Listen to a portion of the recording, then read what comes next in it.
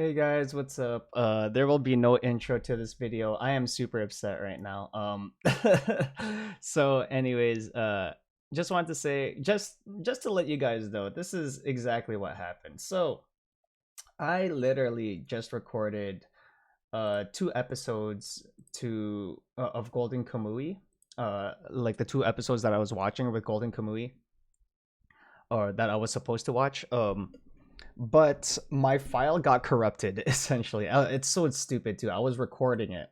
See, it's right here. I have all my recordings right here, but it's this one right here that you can't freaking see. Well, this isn't all my recordings, just the ones that I haven't transferred over to my hard drives yet. But you could see right here that it's like that is the freaking that is the file right there, and I cannot play it essentially. So what had happened was I was recording and I didn't press stop yet, and someone came to my door. I live in an apartment, but someone came to my door. He was just like, first off, he was very frantic, and he was just like, they were testing the power, and I was just like, short, like he was just very quick, so I didn't really fully understand what he was trying to do. He's like, uh, oh, yeah, can you turn on the light so I could test the power? Test the power. I'm just like, okay. So I didn't know that he was gonna turn the power off on the whole unit, so on my whole place, right? He only did it for like 10 seconds, but the thing is, if I don't stop recording, then it'll corrupt the file, right? So I was recording. I didn't press stop because I didn't know he was gonna shut off the whole power in the place, right? But it corrupted my file, and now my recording's gone. I was literally recording for an hour. I watched the full. I watched the two episodes. I watched episode 3 and 4, and now nothing. So annoyed. Sorry, guys. Honestly, it's so upsetting to me because you guys didn't get to see my reaction to the episodes. I mean, I could talk about them because I want you guys to I don't want to fake my reactions, right? Um so I can't really, I'm not going to watch it again essentially. The best thing I could do is just tell you guys what happened and what I found out in episode 4 essentially. So episode 3 was cool. Yeah, I'll just talk about it, and I'll have this up because I figured something out in this episode. uh Hopefully I don't get copyrighted for the visuals, but I'm not gonna have like, I'm kind of scared now. Ooh. Hmm. Okay, I'll make it somewhat dark because I don't want to get copyrighted. So anyways, so episode 3, it was just a battle between uh the two new recruits, for or not really new recruits for Surumi. They were just out of commission, and then uh they just recovered fully now. But it was the battle between them and the blind bandits from Toshizo's side. And they found out one of them was an Ainu, and they found out that the tattoos were in, it was split down the middle, which we knew, right? Like that's how he did the halves. It was down the middle of the torso, but also there were Ainu patterns, right? Because in the beginning, they didn't. The Ainu guy that's part of Surumi squad, he didn't know that it was a tattoo in the beginning. They thought it was just a shirt, right? So the fact they thought it was a shirt with Ainu patterns, but then they found out that it was tattoos, and they want to bring it back to Surumi to let him back in the squad, right? To let both of them back in the squad, and they didn't tell the other ones. They didn't tell um Nikaido, and I forgot what the other guy's name is. The one with the mole people, the mole tattoo people. But that was a cool episode, last episode, and yeah, that's about, like, that's all I got from it. Mostly is that Surumi squad has another tattoo, and I was assuming that Toshizo has the blind guy's tattoo, like markings. I guess like he probably got it like inked down somewhere, and he didn't just lose a tattoo type of thing, right? So Surumi has that. Plus now Toshizo, I think also Sugimoto's squad, because I think during the alliance they all shared their tattoos, right? Like what they had. So that's what I'm assuming. Anyways, the reason why I have this big screen is because I want to talk about this episode. This episode is um more lore heavy for me. So I was the whole time from the very beginning, I was saying that it during the kidnapping, like in this episode, right? If you guys know the episode, then you guys know. But during this kidnapping, the kidnappers, they had the cloth over their face the entire time, and I was like, you don't really do that in anime, like with kidnappers, especially if they're generic kidnappers. You don't really do that in anime unless you want to reveal, unless you want to hide who they are, right? You don't really want to reveal who they are just yet. So I was like, why? Like, yeah, what is the stylistic choice here? Like, why would they do that? So then, when as I was watching, I'm just like, okay, and then I start to think, I'm like, wait a second, is this all being set up by Sarumi? Because we know Sarumi in the past to manipulate information, right? To manipulate the situation for his benefit. I.e. Tsukishima's story, right? It's for the benefit of the other person too, but it's also beneficial for Sarumi. And I was saying the relationship between this Koito and Koito's dad, which is he's also Koito, but I don't know him as Koito.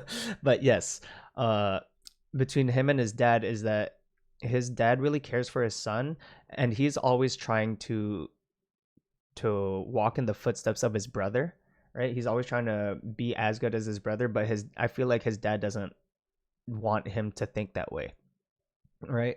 So that's why he was kind of regretting when he was on the phone, he was kind of regretting like the words that Koito was saying. Like he was angry with the things that he was saying because Koito was like, oh, I want to be like, I hope you respect me or love me as much as like my brother or whatever like that, right?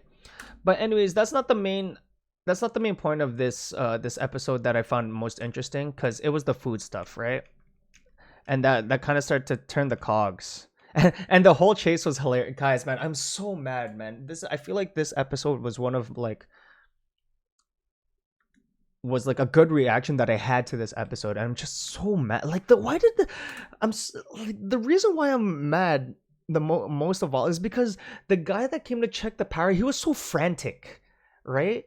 So like I get that, like just to let you guys know, he was like foreign, so I guess like obviously there's like a not really a language barrier, but the English wasn't like coming out like in full sentences for me to understand fast, right? It was just like, hey, power, can you turn that on? Like it was kind of just it's kind of like rushing me. So since that I couldn't really understand what was happening, but also like yeah, I was just like frantic. My brain was just like, all right, do whatever you want to do so I could get back to recording, right? But then when he turned off the whole unit, that's when everything sunk in. I was like, oh god, and then it just like made me even more mad. So maybe it's not the guy's fault, maybe it's my fault for like just not paying attention or like not being patient with what he's saying. But at the same time, yeah, he was just trying to do his job, but come on, man. Like, come on. This guy he was like knocking on my door like there was a fire outside. So that like that's how it started. Like it was just like like it was just going off anyways. God. But the fact that I'm saying that with the whole covering face thing is because of when when one of the kidnappers called him the spoiled brat, spoiled child, right? And the dad came out, and right here, this scene, yeah, Barchonok, right? And you heard him say it, right? And you could hear it in Ogata's voice, or you could hear Ogata's voice in this, right? And even you could kind of see his eye too, in the slit. See right there. You know it's Ogata's eyes because they're kind of like thick, right? But also, I was saying that throughout the episode, you don't really see the main squad. You don't really see Ogata. You don't see Tsukishima. You don't see. I feel like I think it was Tanigaki at the time, but you don't see them at all throughout the episode, except at the end where they're recovering people, right? Or or the like, you know, when everything is like died down. And I was saying everything is cutting, right? So like this knockout. Well, the biggest thing was this knockout. I'll show you guys what I mean by this knockout. When the dad gets knocked out, right? So Ogata has to put pressure because thing isn't there yet. Well, I'm assuming this is Ogata because Barchonok. See? And here, I did it frame by frame. Here, it's Ogata's eyes. I mean, Ogata. It's Tsukishima. It's Tsukishima's eyes. And I was saying by this here, wait. Hopefully I don't get copyrighted. But if I do, I could just re-record the video. Anyways, this, you see his shoulder, his ripped sleeve here. See? So Ogata's the one that knocks out the dad from behind. And after the dad gets knocked out, it just cuts. Right? It doesn't show the dad again. It, like, I don't know what KOITO'S view was from here, but it just cuts to these two masked guys. Ties them up. Right? And so one of these guys wasn't the one that knocked him out, because their sleeves are still there on the jackets. Oh, wait, sorry guys, I have to copyright. I have to make it darker again. God.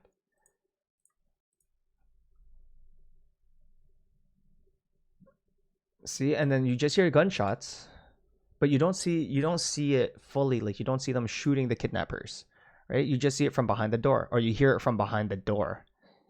And then the door opens, and in comes Hiro Tsurumi with the ripped sleeves. Right? So that's why, like, the thing is, when if you guys saw my reaction as I was watching this episode, you could see me, like, I guess it's fun to watch people start to connect the dots. So that's why I'm super upset that you guys don't get to naturally see me do it, right? And I'm just, oh man, I'm so mad. I'm still mad at that guy, man. I'm not gonna say any race or whatever, like, language barrier, not really language barrier, but accent it was, because, you know, that's not important. That's not important at all. I mean, if anyone, even if he came in with full English, like, fluency, but just came in frantic, same thing would have happened, right? Like, they wouldn't have explained that the whole unit or my whole, like, place was gonna be out of power for 10 seconds, and that's what messed up my video. I mean, hopefully the corruption will, or hopefully it doesn't stay corrupt. I don't know what to say. Hopefully it doesn't stay corrupt, but it's going to. Anyways, yeah, I found out while watching that this is Tsurumi was the one that knocks out the dad. And yeah, so these Russians that they shot, I thought that they just had them earlier, and they just shot like 2 Russians straight up just to show the dad, because the food was there, right? See, and then see, look, and you see here, oh, so it's Tsukishima, Ogata, and I forgot this guy's name, but he was the guy on the far left. He was one of the 2 from episode 3. He was the guy with the guns. But yeah, see, you see them here. And Ogata has like some scuffs on his face, so maybe he got, did one of the sorry, I was thinking if one of the kidnappers got, like, punched on the way in, like on the way that these 2 came in. But yeah, you see it forming, right? And then you saw the face when you saw Tsurumi's face when KOITO'S dad was giving him praise, right? And saying that whether on sea or on land, as long as KOITO is helpful to whatever. And then here, if you guys can hear, he says it again, and it's like, and during the episode, I was kind of trying to like compare audio, to compare voice acting, whether the kidnapper's voice saying Barchonok under the mask was kind of the same tone as Ogata saying it in his head while looking at KOITO, right? So I just want to say, cool backstory. Again, we are not with the main squad, but we still get good story, right? Guys, I'm seriously still stun locked. I'm still stun locked just for the fact that yeah, that my video got corrupted because of the fact that my power went out while I didn't stop recording. It was still recording because I was just like, I'm just gonna answer the door and come back, so I didn't stop the recording. So yeah, and I record through my PC. But anyways, oh, I just want to say also my explanation for not having a video yesterday, just in case you guys care. But yeah, at this point, this is all I'm gonna talk about, the last two episodes that I just watched. So yeah, if you don't care about why I didn't upload yesterday, then yeah, you can cut the video now. It's been your boy Dark Cream Food. Thank you for watching I guess my review on these episodes. That's annoying. Yeah, but starting Monday, I'm gonna start watching Golden Kamuy weekly. But anyways, so yesterday I did not upload a video because if you guys know, I work overnights. So last night I worked from 11 p.m. to 7 a.m. and then I had mandatory CPR training because obviously I need to know how to do CPR. So I had training from 9 a.m. to 3:30 p.m. So essentially at 7 a.m. I went home, took a shower. That's all I could do, and then I went straight back to work to start my training. So I was awake for maybe 24 plus hours yesterday. So by the time I got home, I just knocked out. I literally just knocked out, and then when I did wake up, I felt like my headspace was still not like good enough. Like I was still kind of drowsy the whole like most of the day because my the brain is trying to reset after a full day of working or mentally working. So essentially that's what happened. I was way too tired yesterday, and I don't want to react when I'm kind of like my head is kind of like spacey because then I might have not even realized that was Surumi that knocked the dad out in the back, right? Because man, what a the way that the anime draws it too, that it's drawn in the anime, and I'm not sure how the manga panels are, but I'm not sure if they made it obvious that it was Surumi that was knocking out the dad from the back, right, from behind. And yeah, even with the Barchonak thing, right? For manga readers, it's harder to tell because of the voice acting. There's no voice acting in manga, right? But uh I feel like I'm not sure if it was this episode or last episode. It might have been episode 3, where they show you a little bit of Ogata. Sorry guys, I was talking about I if some people left, then I mean too bad for them. I'm talking about the episode some more. But yeah, last episode it kind of gives you a hint because Ogata said it to him when Ogata was trying to get out of that like hospital, right? After saving his eye. He said it to him. So it kind of gives the hint that it was gonna be Ogata that was under the mask, and that said it to him again. Anyways, guys, yeah, still super sad, but I hope this will suffice. I am sorry, man. You guys missed out on 2 reactions, man. Oh, God, that's so stupid. That's so stupid. This was such a good episode. The only reason why I'm super upset is because this anime is super good, right? So the content is super good. So I'm super upset by that, and I feel like I just wasted an hour for nothing. Anyways, guys, yeah.